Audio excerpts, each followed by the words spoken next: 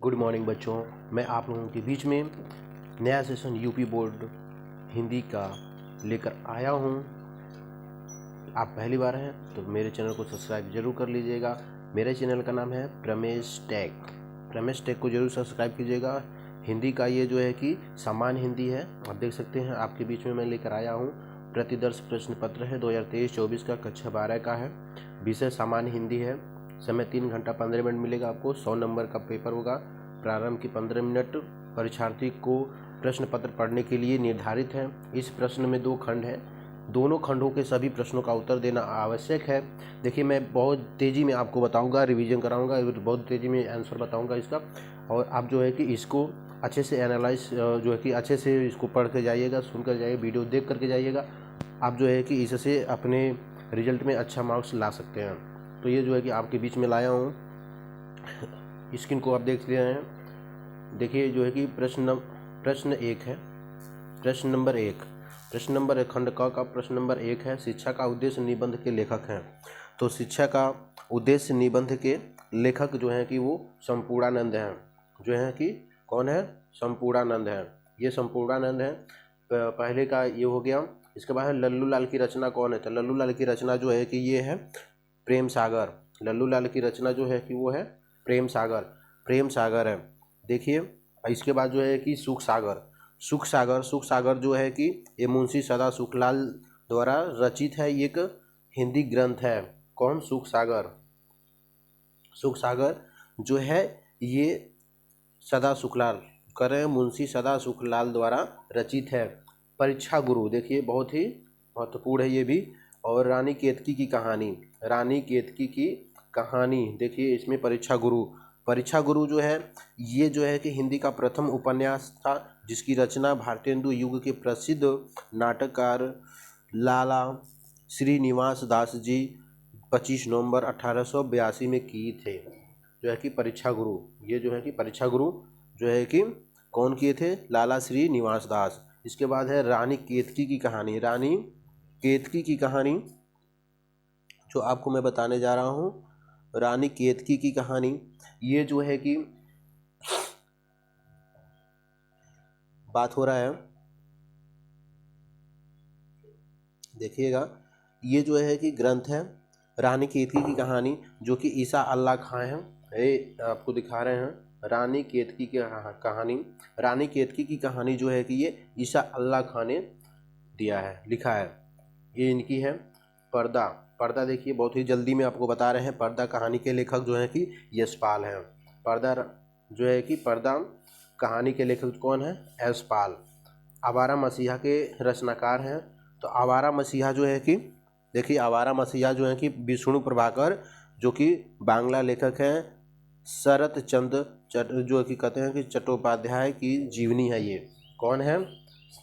आपके सामने है। आवारा मसीहा के रचनाकार कौन है जो आपके सामने है? बताए हैं विष्णु प्रभाकर। देखिए, विष्णु प्रभाकर हैं। नेक्स्ट देखते हैं राहुल, देखिएगा, बाण भट्ट की आत्मकथा के लेखक हैं। देखिए, बाण भट्ट की आत्मकथा के लेखक जो हैं कि आचार्य हजारी प्रसाद द्विवेदी हैं। आचार्य हजारी प्रसाद द्विवेदी हैं। ये आपका आंसर हो जाएगा। इसके बाद जो है कि कामायनी आप जानते ही हैं। देखिएगा, कामायनी जो है कि हिंदी भाषा का एक महाकाव्य है। इसकी रचयिता जो है कि जयशंकर प्रसाद जी हैं। यह आधुनिक छायावादी युग का सर्वोत्तम हिंदी महाकाव्य है। प्रसाद जी की यह अंतिम काव्य रचना 1936 ईस्वी में हुई थी। जो कौन है? ये जयशंकर प्रसाद जी, जो कह रहे हैं कि ना कि कामायनी किस युग की रचना है। इसमें जो है कि कामायनी जो है कि एक किसकी रचना? महाकाव्य है जयशंकर प्रसाद की। ये क्या है? छायावादी युग। तो छायावादी युग ये है आपका आंसर हो जाएगा। इसके बाद है निम्नलिखित कवियों में से कौन प्रगतिवादी युग का है? तो ये जो है कि प्रगतिवादी जो है कि रामधारी सिंह दिनकर है। ये आंसर हो जाएगा, रामधारी सिंह दिनकर हो जाएगा। इसमें देखिए तुलसी अग्रदास, जल्दी आपको बता रहे हैं, आप अच्छे से इसको वीडियो को देख लीजिएगा, सुन लीजिएगा। देखिए, अग्रदास जो है कि 16वीं शताब्दी एक संत और कवि थे। वे कृष्णदास पयहारी के शिष्य थे। अग्रदास जी के शिष्य नाभादास जी थे, जिन्होंने भक्तमाल धार्मिक ग्रंथ की रचना की थी। भक्ति काल के कवियों में स्वामी अग्रदास के शिष्य नाभादास का शिष्य स्थान है, तो जो है कि इनका विशिष्ट स्थान है नाभादास जी का। और इसके बाद जो है कि आपको दिखाते हैं तुलसीदास जी। ये तुलसीदास जी हैं। तुलसीदास जी जो है कि भक्ति काल की राम काव्य धारा के प्रतिनिधि कवि हैं। इनका जो है कि सबसे गौरव ग्रंथ है वो है रामचरितमानस।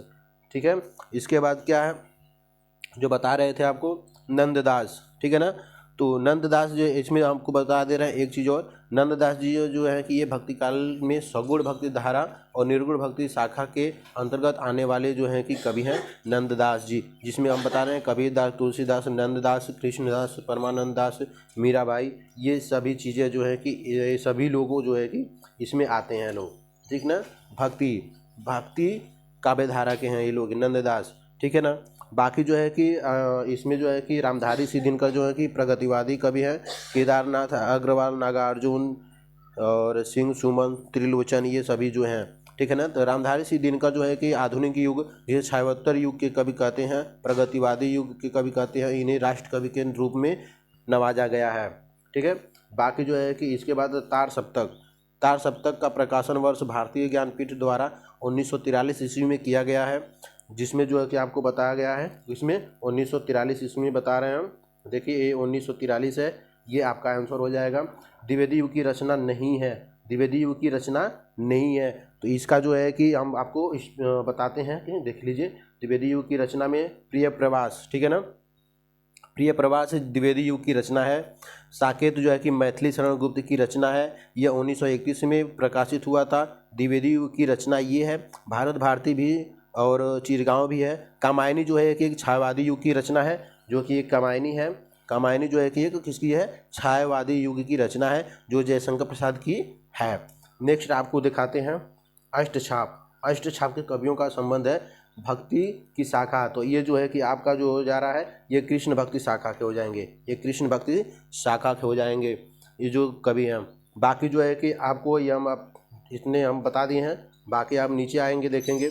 देखिए ये सब धीरे धीरे स्वाइप हम ऊपर कर रहे हैं, आप इसको पढ़ लीजिएगा अच्छे से और इसको जो है कि हल करने का प्रयास कीजिएगा। बहुत ही महत्वपूर्ण प्रश्न है, ये आपके सामने लेकर आए हैं, देखिएगा फटाफट जल्दी में देखिए आप इसको और अच्छे से हल कीजिए, ध्यानपूर्वक इसको देखिएगा। देखिए ये मैं ऊपर कर रहा हूँ, वीडियो को रोक करके और अच्छे से इसको पढ़ करके फिर इसका आंसर दीजिएगा। ये आपको जो है कि दे रहे हैं, जैसे मुक्ति यज्ञ है, ये सारी चीज़ें आपको करने हैं, इसमें से देख करके करिएगा।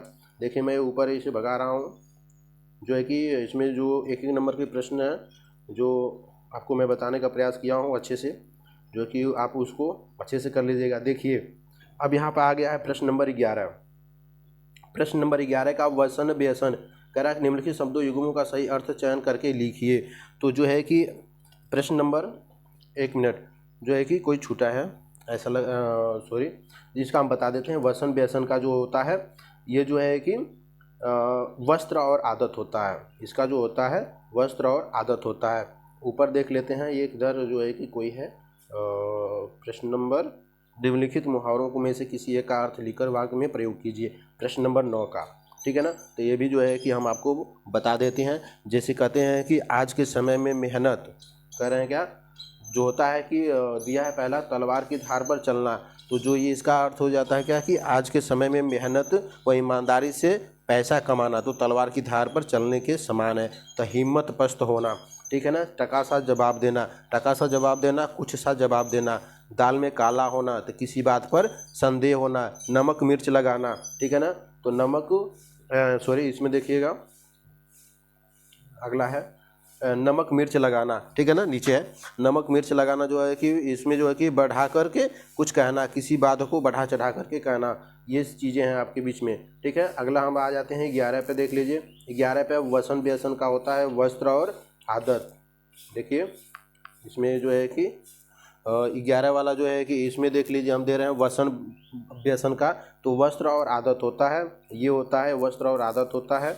इसके बाद जो है कि आपको अगला दे रहे हैं अम्बुज, अम्बुज अम्बुद, तो ये जो होता है ये होता है कमल और बादल होता है, सी वाला ऑप्शन सही है इसका। ठीक है, आगे जो है कि हम नेक्स्ट आपको देने जा रहे हैं, बता रहे हैं। देखिए निम्नलिखित शब्दों में से किसी एक शब्द के 2 अर्थ लिखिए, बहुत ही जल्दी हम बता रहे हैं, देखिए इसको अच्छे से देख लीजिएगा। जो है कि देखिए अंबर, अंबर का होता है आकाश, आसमान, शून्य होता है। पट का, पट वस्त्र कपड़ा, पर्दा, चिक ये होता है विधि का व्यवस्था, आदि का ढंग प्रणाली होता है, अनुकूलता होता है, अनुकूलता और संगति होता है। अब आगे देखिए नाग है, देखिए नाग है जो है कि हम बता रहे हैं नाग सांप सर्प होता है। अगला दे रहा है निम्नलिखित वाक्यांशों के लिए एक शब्द का चयन करके लिखिए। तो जो आंखों के समान हो तो इसका जो होता है प्रत्यक्ष होता है, इसका आंसर क्या होगा, ये होगा, प्रत्यक्ष हो जाएगा। ठीक है, अगला जो है कि जानने की इच्छा रखने वाला जिज्ञासु हो जाएगा, देखिए आपके सामने है, ये हो जाएगा जिज्ञासु। ठीक है, अगला जो हो रहा है आपके सामने देखिए निम्नलिखित में इसकी दो वाक्यों को शुद्ध करके लिखिए।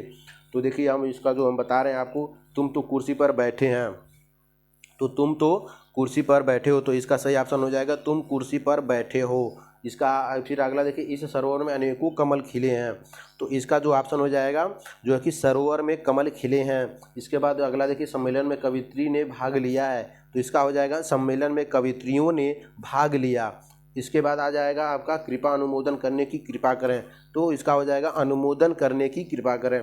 देखिए ये ऊपर हम भगा रहे हैं, इसे आप देख लीजिए अच्छे से, इस सबका जो है कि आपको हल करना है।